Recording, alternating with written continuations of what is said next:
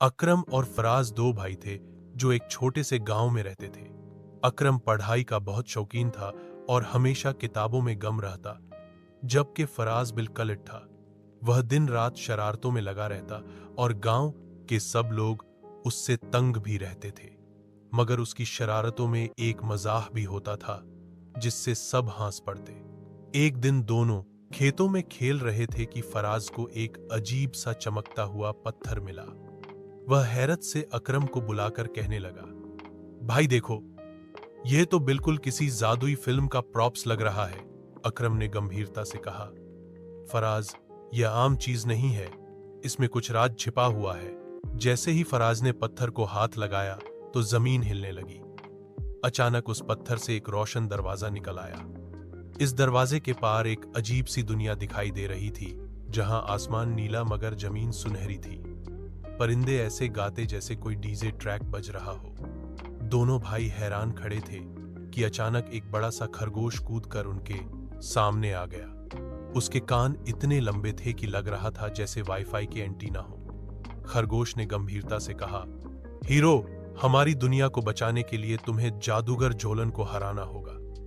फराज ने अकरम के कान में फुसफुसाया, यह खरगोश हमें हीरो कह रहा है या अपने गाजर की हिफाजत करवा रहा है। अकरम ने गुस्से से घूरा और कहा, चुप रहो, यह मिशन बहुत महत्वपूर्ण है। दोनों भाई खरगोश के साथ इस नई दुनिया में दाखिल हो गए। सब कुछ नया और हैरान करने वाला था। रास्ते में उन्हें एक नदी मिली। अकरम ने कहा, हमें पुल ढूंढना होगा, मगर फराज ने अपनी शरारत भरी आत्मविश्वास से कहा, छोड़ो भाई, मैं इंजीनियर हूं, अभी कश्ती बना देता हूं। उसने पेड़ की टहनियों और बेलों को बांधकर एक जादुई नाव बना डाली।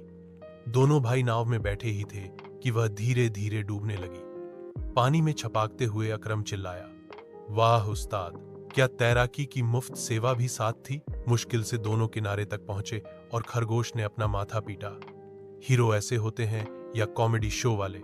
वह बब्बाया। सफर जारी रहा और वह गोलान के किले तक जा पहुंचे। किला बादलों को छूता हुआ नजर आता था और दरवाजे पर गौनाक बुत बने थे। कुछ देर बाद गोलान गुदनुमादार हुआ। उसकी बही बही दाढ़ी थी, लंबा चोगा पहने हुए था, लेकिन जूतों के तस्मे खुले हुए थे।